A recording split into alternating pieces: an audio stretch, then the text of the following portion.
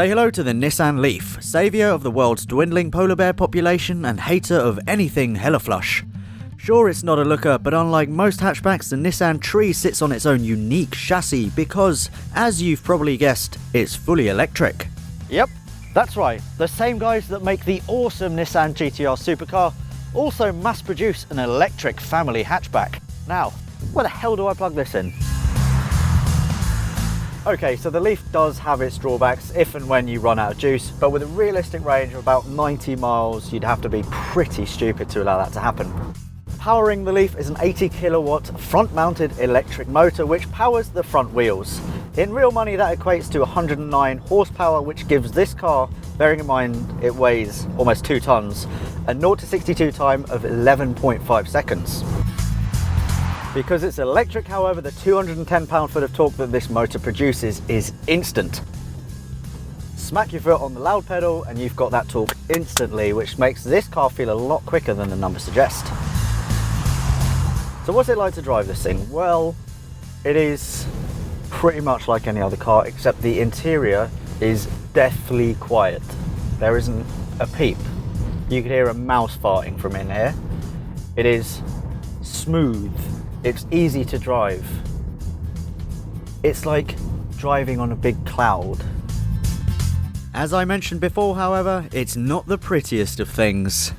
Starting from the rear of the car, the Leaf probably thinks that its hips don't lie, but if it's trying to tell me that it's a good looking thing from the rear, it's definitely telling porkies. From the side, it's very slab-sided, and if you crouch down and look up like that, it looks a bit like a Prius, which is always a big no-no. At the front of the car, however, that's where you get the biggest problems with this. These lights, they are hideous. They extrude from the bonnet by a good 3 or 4 inches. They're not pretty, but they do serve its purpose. And what they do is they channel air over the wing mirrors, which makes the interior even quieter. Clever stuff. All of this makes the Leaf pretty aerodynamic.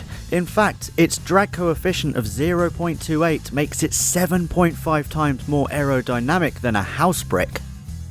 To prove this fact, I shall demonstrate with the Leaf, this brick, and bro science. Here goes.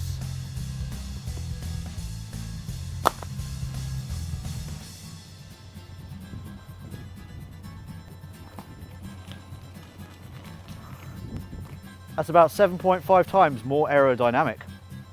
For context, a Ferrari 458 has a drag coefficient of 0.33, so the Leaf's not doing too badly. In terms of the practicalities, it will take you a solid 8 hours to get this thing charged up from a socket in your house. If you've got a quick charging station, or if you can find one somewhere in the city, then you'll get 80% charge in half an hour. The thing to do then is to pull out the no-cost option deck chair and read an engaging, well-written and educational book about one of the world's most respected scholars.